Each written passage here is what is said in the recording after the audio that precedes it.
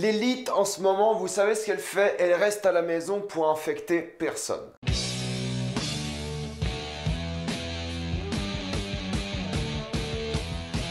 Elite saison 3. Comme d'habitude, jusqu'à 8 indiqué dans le titre de la vidéo, il n'y aura pas de spoiler jusqu'à vous êtes tranquille. Et si vous n'avez pas vu les deux premières saisons d'Elite, ne vous inquiétez pas, il n'y aura pas de spoiler non plus. Elite est l'histoire de ces adolescents qui sont dans un lycée chic qui vont être tous interrogés pour savoir qui a tué l'un de ses élèves. Et on va suivre leurs différentes histoires, que ce soit au lycée, à la maison ou en boîte. Je dis en boîte parce que c'est à peu près 40% de leur temps de vie c'est passé en boîte. Et je me suis dit, mais mis à part les cours, où est-ce que je sociabilise le plus? Et c'est en soirée, c'est en boîte, c'est au bar. Et vu la boîte de Elite saison 3 qui fait quand même quelques jaloux, qui existent d'ailleurs apparemment à Madrid, tu m'étonnes qu'ils passent tout leur temps là-bas. En plus, ils sont riches, ça aide. Alors la saison 3 d'Elite, c'est vrai que ça a commencé avec moi assez mal parce que j'avais bien aimé la saison 1, j'avais vraiment pas aimé la saison 2, je trouvais ça vraiment oubliable et c'était un peu une corvée. Mais là, la saison 3 est sortie et je ne l'attendais pas spécialement, mais j'ai été agréablement surpris parce qu'ils ont vraiment réglé tous les problèmes que j'avais avec la deuxième saison et ils ont même fait à mes yeux la meilleure saison de la série parce qu'ils se sont beaucoup plus concentrés sur les personnages, ils les ont mis face à des vraies difficultés, ils ont peut-être un peu recyclé le scénario de la première saison, mais vu le manque scénaristique de la deuxième saison, je préfère une sorte d'histoire recyclée qui fonctionne plutôt qu'une histoire originale qui ne marche pas du tout. C'est un peu triste à dire comme ça, mais je préfère voir des bonnes choses que des choses vraiment à côté de la plaque. Et globalement, c'est vrai que même si c'est encore le principe de l'enquête policière, je me suis beaucoup plus intéressé aux problèmes des personnages. J'ai trouvé que les personnages ont vécu des vrais drames qui étaient intéressants à suivre et qui des fois étaient même touchants. Chaque personnage était vraiment face à quelque chose de sérieux, de vraiment dramatique. C'était beaucoup moins mélodramatique, type telenovela comme les précédentes saisons. Et le fait que ce soit plus sérieux, ça m'a permis de m'investir beaucoup plus dans cette histoire, même si c'est répétitif, même si c'est du déjà vu, bah c'est du déjà vu qui fonctionne vraiment bien. Parce que globalement, j'ai passé un vrai bon moment devant cette saison 3, je m'attendais pas du tout à ça de une, donc peut-être ça aide aussi. Mais je trouve que même si l'enquête est pas très intéressante en soi, tu t'en fous de savoir qui a fait quoi, c'est vraiment le parcours des personnages. C'est de montrer à quel point ils ont tous des problèmes à la maison et de montrer comment ils font face à ces problèmes. Et vu que tu connais maintenant les personnages, vu qu'ils se connaissent eux aussi un peu plus, ils sont un peu plus soudés. Et du coup, tu as le droit à des scènes qui sont vraiment fortes en émotion parce que justement ils se connaissent et parce qu'ils font face à l'adversité ensemble. Mais au final, c'est vrai qu'ils sont tous un peu isolés. Ils ont tous un peu un problème solitaire, un problème singulier qui change leur vie et qui impacte un peu leur cercle social. Et les nouveaux arrivants, je les ai vraiment trouvés bien réussis parce qu'ils impactaient vraiment ce groupe social et ils intervenaient comme il faut, où il fallait. Alors oui, il y a toujours des facilités scénaristiques. Le plus flagrant, c'est vraiment quelqu'un qui entend une discussion par rapport à une chose qu'il ne devrait jamais entendre. Le genre de truc qui n'arrive absolument jamais dans la vraie vie. Jamais t'entends un truc que tu ne devrais pas entendre, c'est n'importe quoi. Mais bon, il y a des facilités scénaristiques par rapport à ça. Il y a quelques trucs où tu dis, bon, c'est vrai que c'est un peu forcé, je comprends l'idée derrière, mais c'est un peu forcé, surtout quelques trucs à la fin. Surtout par rapport aux adultes, t'as l'impression que tous les adultes dans cette série ils sont ou des gros bâtards ou des incompétents, donc oui, il y a tout cet aspect là où la jeunesse prend un peu le dessus. Mais fatalement, j'aime bien parce que cette saison, elle a commencé à reparler de sujets intéressants qui étaient un peu l'une des forces de la première saison, c'est de parler un peu de cette échelle sociale, de parler vraiment de la justice, de la corruption, de la police, qu'ils veulent uniquement trouver un coupable plutôt que trouver la vérité. Il y a plein de thématiques comme ça que j'ai bien aimé, on va en parler juste après, mais c'est vrai qu'il y a des trucs que j'ai aussi pas compris, c'est que chaque épisode dans cette saison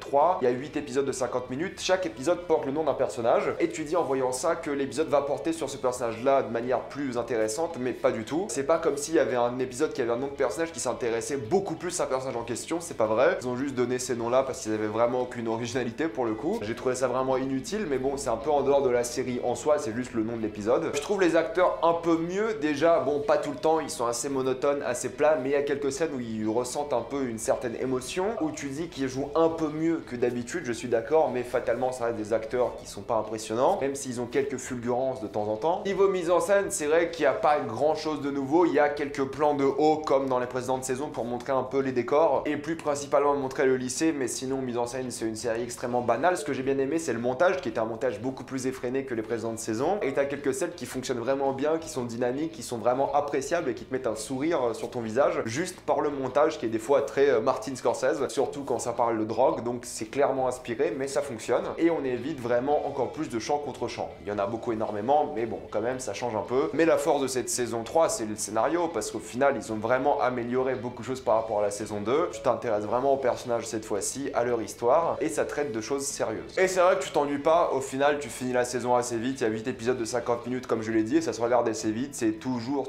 renouvelé. Tu ne perds pas autant de temps que dans la saison 2, que j'ai vraiment oublié pour le coup. Là, cette saison 3 est plus mémorable, tu parles de plus de choses intéressantes, et au final, ça se regarde assez vite, parce que du coup, vu qu'elle se renouvelle, t'as pas l'impression de perdre ton temps avec plein d'histoires. Il y a des intrigues et des sous-intrigues qui vont durer moins de temps, peut-être, mais qui seront beaucoup mieux parce qu'elles durent le temps qu'il faut. Donc c'est mieux d'avoir une série à mes yeux qui est expédiée plus rapidement avec chaque intrigue, mais qui a plusieurs intrigues intéressantes. Au lieu vraiment d'étirer une intrigue pas intéressante sur 8 épisodes, comme l'avait vraiment mal fait la saison 2. J'aime beaucoup l'utilisation de la musique aussi, parce qu'au final, t'as cette chanson qui revient parce que toute la série se situe en une seule soirée au final, avec des flashbacks. Donc le fait qu'une même chanson revient, ça permet de te localiser dans le temps. Avec les flashbacks, tu sais pas qu'il y a des mois qui sont passés, alors qu'ils disent des fois durant une phrase « Ah, c'était il y a des mois ça », alors que toi tu l'as vu l'épisode juste d'avant. C'est un peu bizarre des fois. Tu sais pas vraiment le poids dramatique du temps dans l'histoire, donc c'est un peu mal fait pour le coup. Mais la musique a clairement aidé cette fois-ci. Pour le coup, ce que j'ai bien aimé aussi, c'est dans la saison 2, quand ils écrivaient des SMS, bah t'avais le texte en français à l'écran, du coup ça te sortait de l'immersion, surtout quand tu regardes la série en VO comme moi. Du coup là, le texte est en espagnol, il n'y a pas vraiment de traduction française au texte, même si t'es sous-titré en français. Ils ont gardé un peu cette authenticité espagnole, même dans les messages. C'est un truc que je détestais parce qu'en fait, c'est illogique qu'ils écrivent en français un SMS alors qu'ils parlent tous espagnol. Je préfère voir à l'écran les SMS en espagnol. Donc au final, je trouve que la gestion des flashbacks était plutôt bien réussie. Ça permet de te situer dans le temps, dans la soirée, mais pas peut-être dans les flashbacks, mais c'est pas très grave. Et c'est vrai que la fin, pour le coup, bah ça fait un peu fin de série. Elle conclut beaucoup d'histoires de ces personnages-là, mais elle pourrait aussi relancer sur une 4e saison. Il y en aura sûrement une, vu le succès que c'est en Espagne et même un peu en Europe. J'espère que ce sera pas le même schéma que la saison 1 et 3, parce que là, pour le coup, ça serait vraiment répétitif, mais pourquoi pas trouver quelque chose de nouveau. Moi, je serais intéressé de voir une saison 4, vu que j'ai aimé la saison 3. Et maintenant, pour parler un peu des choses, des thématiques abordées, c'est que j'ai bien aimé qu'ils reparlent vraiment d'inégalité entre les riches et les pauvres, la manière dont le système judiciaire, la police peut être corrompu. Pareil pour l'éducation, il suffit juste de promouvoir un nouveau programme, donner une bourse, et forcément ton enfant est beaucoup plus respecté, a plus de chances de réussir à l'école alors que les pauvres ne l'ont pas. Ça parle aussi beaucoup plus de sexe et plus principalement de polyamour, donc on va avoir une sorte de couple de 3 personnes, un trouble je suppose, qui va se créer. On va voir comment ça peut fonctionner ou pas sans que ce soit mis en avant comme une solution miracle. Vraiment là c'est plus vu d'une manière à avoir des problèmes, à vraiment vivre une vie qui est contre un peu la société. Si t'apprends aujourd'hui qu'un candidat à l'élection présidentielle a genre 2 copains ou 2 copines, ou un copain, une copine, bah je pense que niveau vote il va pas gagner. Même s'il était populaire avant, si on découvre ce genre de choses, bah forcément ça va faire mal parce que c'est contre la société. Donc c'est intéressant d'aborder ces thématiques là. Je trouve que ça aurait été intéressant d'y aller un peu plus loin. Vous m'avez dit sur les réseaux sociaux qu'il y a d'autres séries qui abordent ce sujet là, bah moi j'aimerais bien en savoir un peu plus, voir c'est quoi le procédé derrière quelqu'un qui peut aimer 2 personnes en même temps de même manière et finir en couple. Donc j'aimerais en voir un peu plus dans les prochaines séries peut-être, ou même la prochaine saison, qui sait. Ils ont d'ailleurs complètement abandonné l'idée de l'inceste, et c'est peut-être une bonne idée pour le coup. Ils ont abordé la thématique de la maladie dans cette saison, et je trouve qu'ils l'ont vraiment bien fait. Il y a un personnage qui est malade de manière très grave dans cette saison, donc je trouve ça vraiment bien amené. Ça permet de remettre une vie en question, ça permet vraiment de prendre conscience de son existence et du fait que bah, on peut mourir à n'importe quel moment, et du coup ça a permis d'avoir des scènes vraiment touchantes par rapport à ça, donc c'est cool. Pendant une seule seconde, ils abordent la thématique du racisme, mais plus jamais ils en reparlent, et c'est un peu dommage. Pareil pour le revenge porn, alors je sais que c'est une thématique plus particulière de la saison 2, mais là ils en reparlent pendant une seule seconde, encore une fois. Ça aurait été intéressant de voir les conséquences du revenge porn sur quelqu'un, mais ils l'ont pas vraiment fait. Pareil pour body shaming, il y a genre une phrase à ce sujet-là, donc bon voilà, c'est un peu expédié pour que ce soit expédié. La jalousie, pour le coup, c'est une grosse thématique principale qui a toujours été dans Elite, avec toutes ces histoires amoureuses, tous ces gens qui sortent ensemble, qui couchent ensemble, qui s'aiment pas. Ça a toujours été un gros bordel, et c'est vrai que la jalousie bah, revient toujours en force dans cette saison. Un peu moins que dans les précédentes saisons, mais tout tourne quand même autour de la jalousie. Le fait de vouloir être avec quelqu'un qui est déjà avec quelqu'un, le fait de tromper quelqu'un, bref, il y a toute une thématique de jalousie qui est de retour. Et c'est bien parce que c'est un peu l'une des marques de fabrique d'Elite. Et pour revenir un peu à cette thématique de la justice, quand la justice est prise entre les mains des citoyens, bah, ça cause beaucoup de problèmes, et on le voit dans cette saison-là. Donc ils n'ont pas non plus condamné le fait de chercher sa propre justice, mais ils ont surtout dit de faire confiance aux institutions. Une thématique qui est revenue de la saison 2, c'est l'addiction à la drogue, le fait de vendre de la drogue, le fait d'en prendre, etc.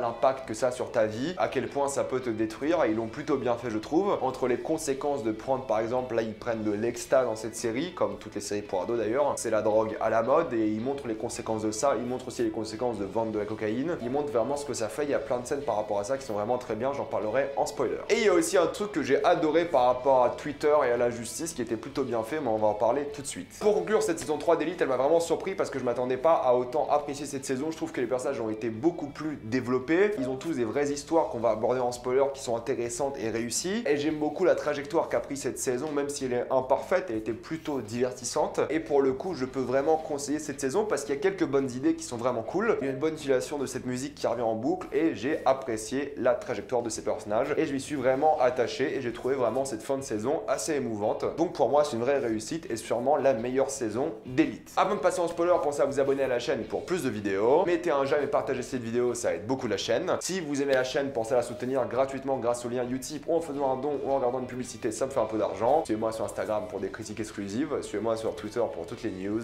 et on spoil. Rapidement pour parler des scènes que j'ai aimées, c'est vrai que la scène entre Valerio et Sandra, quand Sandra lui montre vraiment que Valerio c'est une merde accro à la drogue, ça permet à Valerio de reprendre vraiment sa vie en main et c'était plutôt cool, c'était une scène assez tendue au final, parce que tu sais que Sandra, cette dealeuse de drogue, elle est vraiment puissante et le voir vraiment comme une merde devant elle. C'était une scène assez difficile pour Valerio et j'ai bien aimé son évolution par rapport à ça et à quel point il lâche tout juste après. J'ai adoré la manière dont parlait de Polo via Twitter en disant que c'est lui l'assassin, en faisant des comptes Twitter pour tweeter à sa place. Je trouve que c'est une bonne utilisation des réseaux sociaux. Ça montre encore une fois l'impact que ça peut avoir sur une vie. Il suffit de quelqu'un qui fasse un compte de quelqu'un en disant des rumeurs vraiment de manière publique et ça peut faire beaucoup de mal, que ce soit scolairement ou socialement. La scène du sac à main était vraiment bien trouvée parce qu'à la base c'était pour Rebecca et pour Samuel, mais ça a fini par condamner aussi bien Nadia et Malik. Donc c'était une bonne idée qui je trouve avait vraiment des conséquences inattendues, donc c'était vraiment chouette. Par contre c'est vrai que parlons de ça maintenant, la mort de Polo je l'ai trouvé vraiment débile. Bon déjà l'accident toujours je trouve ça con. Avec Lucretia qui tue Polo, bon on a compris que voilà, mais c'est un accident débile et c'est pas du tout crédible. Et le pire c'est que la manière dont est faite la scène, au lieu de faire croire à un suicide de Polo, bah tu vois clairement que c'est un accident et c'est fait vraiment d'une mauvaise manière parce que tu vois Polo arriver dans cette boîte de nuit en sang et tout et il se pose littéralement et il tape sa tête contre la vitre et ensuite tu le vois tomber en arrière. Donc tu sais pas réellement s'il est tombé par accident. Vu comment la scène est faite, bah t'as l'impression que c'est par accident, mais vu comment il tombe aussi, tu dis c'est pas possible alors que t'as tapé ta tête contre la vitre. Ensuite tu vois ses fesses au même niveau que sa tête. Donc ou c'est un suicide et on aurait dû avoir une petite scène où tu vois qu'il décide de faire ce choix là et de se jeter par la fenêtre, mais là tu vois qu'il glisse et il tombe, mais il y a cette scène là, ce plan là qui gâche tout et c'est un peu dommage. Donc c'est un peu irréaliste la mort, mais c'est pas le plus important, l'idée c'est qu'il soit mort et ce que ça représente. Et ce que ça a représenté c'est vraiment cette solidarité entre tous ces personnages qui ont peut-être quelques problèmes en ce moment, mais la mortalité de la vie ça soude les gens, il suffit de voir notre situation aujourd'hui, on sort pas de chez nous juste pour peut-être sauver quelqu'un, donc c'est vraiment quelque chose d'assez fort. Et j'aime bien parce que cette fin là elle est assez touchante parce que certains personnages partent et tu vois vraiment ces personnages revenir au lycée parce qu'ils ont redoublé